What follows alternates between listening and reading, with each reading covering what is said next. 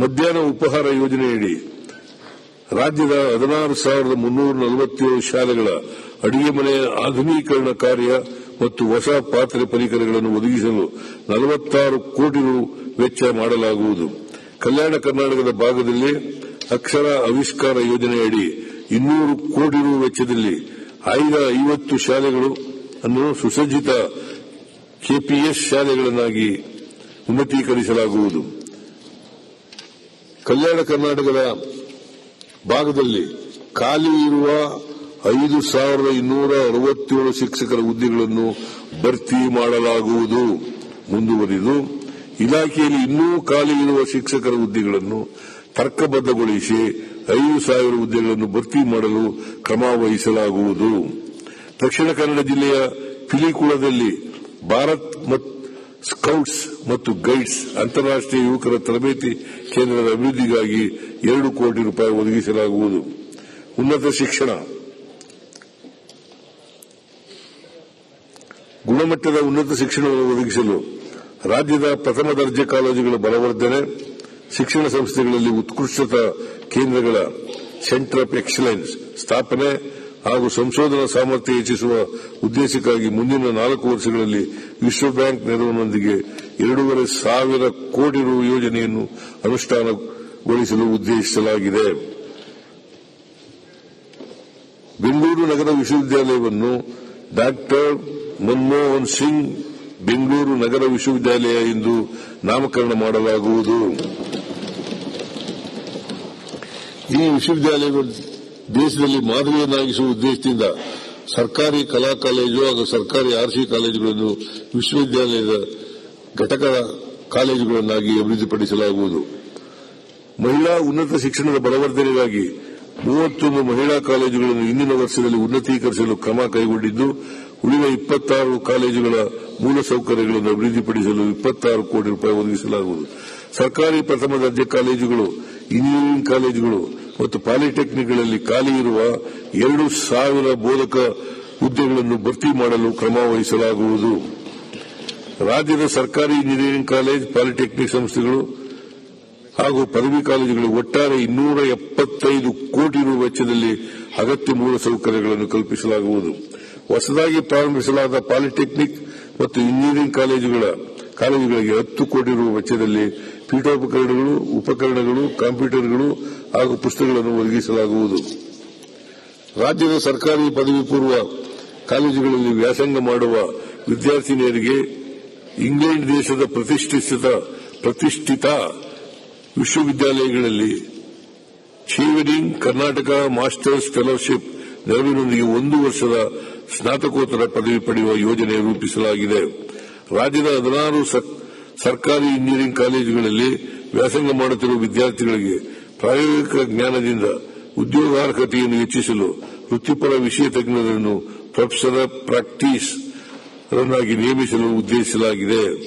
ಉನ್ನತ ಶಿಕ್ಷಣ ಸಮಗ್ರ ನಿರ್ವಹಣೆಗಾಗಿ ಜಾರಿ ಮಾಡಿರುವ ಯುಯುಸಿಎಂಎಸ್ ತಂತ್ರಾಂಶವನ್ನು ಇನ್ನೂ ಪರಿಣಾಮಕಾರಿಯಾಗಿ ಅನುಷ್ಠಾನಗೊಳಿಸಲು ಒಟ್ಟಾರೆ 30 ಕೋಟಿ ರು ವೆಚ್ಚದಲ್ಲಿ ಉನ್ನತೀಕರಿಸಲಾಗುವುದು.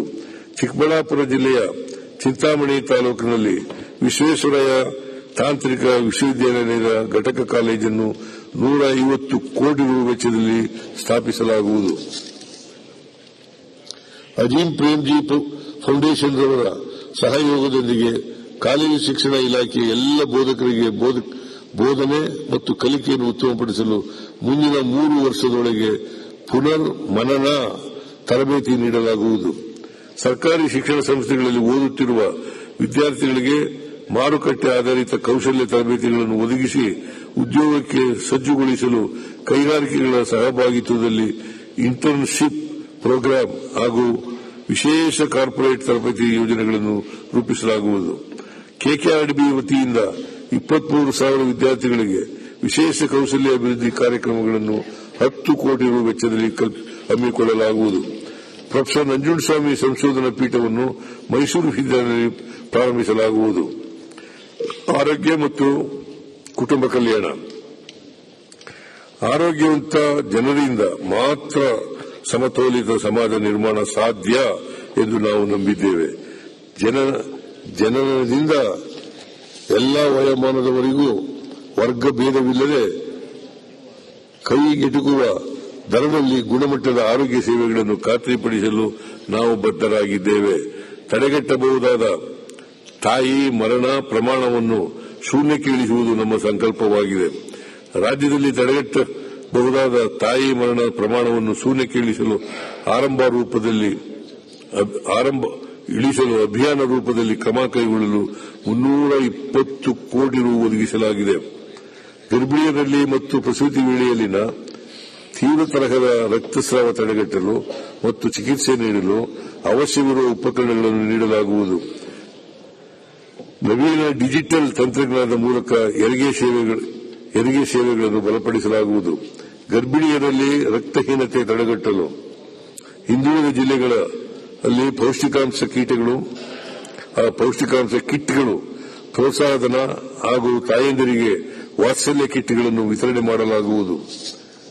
ಹುದ್ದೆಗಳನ್ನು ಪುನರ್ ಹಂಚಿಕೆ ಮಾಡುವ ಮೂಲಕ ಪ್ರತಿ ತಾಲೂಕು ಆಸ್ಪತ್ರೆಯಲ್ಲಿ ಎಂಸಿಎಚ್ ತಜ್ಞರನ್ನು ನಿಯೋಜಿಸಲಾಗುವುದು. ರಾಜ್ಯದಲ್ಲಿ ಸಂಭವಿಸುವ ತಾಯಿ ಮರಣವನ್ನು ರಾಜ್ಯ ತಾಂತ್ರಿಕ ತಜ್ಞರ ಸಮಿತಿಯಿಂದ ಆಡಿಟ್ ಮಾಡಿಸಿ ಶಿಫಾರಸುಗಳನ್ನು ರಾಜ್ಯ ಅಧಿಕಾರಯುಕ್ತ ಸಮಿತಿ ಮುಂದೆ ಮಂಡಿಸಲಾಗುವುದು. ಸಮಿತಿಯ ನಿರ್ದೇಶನದಂತೆ ತಾಯಿ ಮರಣ ತಡೆಗಟ್ಟುವ ನಿಟ್ಟಿನಲ್ಲಿ ಯೋಜನೆಗಳನ್ನು ರೂಪಿಸಲಾಗುವುದು. ರಾಜ್ಯದಲ್ಲಿ ಆರೋಗ್ಯ ಮೂಲಸೌಕರ್ಯ ಅಭಿವೃದ್ಧಿ ದೃಷ್ಟಿಯಿಂದ ಈ ಕೆಳಕಂಡ ಕ್ರಮಗಳನ್ನು ತೆಗೆದುಕೊಳ್ಳಲಾಗುತ್ತಿದೆ. ರಾಜ್ಯದಲ್ಲಿ 50 ಹಾಸಿಗೆ ಸಾಮರ್ಥ್ಯದ 14 ಕ್ರಿಟಿಕಲ್ ಕೇರ್ ಬ್ಲಾಕ್ಗಳು ಹಾಗೂ ಬೆಂಗಳೂರು ನಗರದಲ್ಲಿ 100 ಹಾಸಿಗೆ ಸಾಮರ್ಥ್ಯದ 1 ಕ್ರಿಟಿಕಲ್ ಕೇರ್ ಬ್ಲಾಕ್ ಕಟ್ಟಡವನ್ನು ನಿರ್ಮಾಣ ಮಾಡಲಾಗಿದೆ.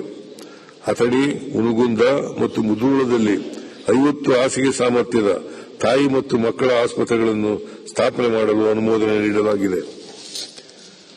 ಆಶಾ ಕಿರಣ ರಾಷ್ಟ್ರೀಯ ಅಂಧತ್ವ ಅಂಧತ್ವ ನಿವಾರಣಾ ಕಾರ್ಯಕ್ರಮದಡಿ 1.4 ಕೋಟಿ ಜನರಿಗೆ ಕಣ್ಣಿನ ತಪಾಸಣೆ, 3.3 ಲಕ್ಷ ಜನರಿಗೆ ಉಚಿತ ಕನ್ನಡಕ ವಿತರಣೆ ಮತ್ತು 93,800,000 ಜನರಿಗೆ ಕಣ್ಣಿನ ಪೊರೆ ಶಸ್ತ್ರಚಿಕಿತ್ಸೆ ಕೈಗೊಳ್ಳಲಾಗಿದೆ. ನರವೈಜ್ಞಾನಿಕ ಕಾಯಿಲೆಗಳಿಗೆ ಕರ್ನಾಟಕ ಮೆದುಳು ಆರೋಗ್ಯ ಉಪಕ್ರಮದಡಿ ಕೆಎಬಿಎಚ್ಐ ನಿಮ್ಯಾನ್ಸ್ ಸಹಯೋಗದೊಂದಿಗೆ ಒಟ್ಟು 2.61 ಲಕ್ಷ ತಪಾಸಣೆ ಮಾಡಿ 32,630 ನರರೋಗಿಗಳಿಗೆ ಚಿಕಿತ್ಸೆ ನೀಡಲಾಗಿದೆ. ಈ ಯೋಜನೆಯನ್ನು ಈ ವರ್ಷ ಎಲ್ಲ ಹಂತದ ಆರೋಗ್ಯ ಕೇಂದ್ರಗಳಿಗೆ ವಿಸ್ತರಿಸಲು 20 ಕೋಟಿ ರು ಒದಗಿಸಲಾಗಿದೆ. ಅಲ್ಲದೆ ಮಾನಸಿಕ ಅಸ್ವಸ್ಥರ ಆರೈಕೆಗೆ ಜಿಲ್ಲಾ ಮಟ್ಟದ ಆಸ್ಪತ್ರೆಗಳಲ್ಲಿ ಸರ್ಕಾರೇತರ ಸಂಸ್ಥೆಗಳ ಸಹಯೋಗದೊಂದಿಗೆ ಆರೈಕೆ ಕೇಂದ್ರವನ್ನು ಸ್ಥಾಪಿಸಲಾಗುವುದು. 25-26ನೇ ಸಾಲಿನಲ್ಲಿ ಈ ಕೆಳಗಿನಂತೆ ಆರೋಗ್ಯ ಮೂಲ ಸೌಕರ್ಯ ಅಭಿವೃದ್ಧಿ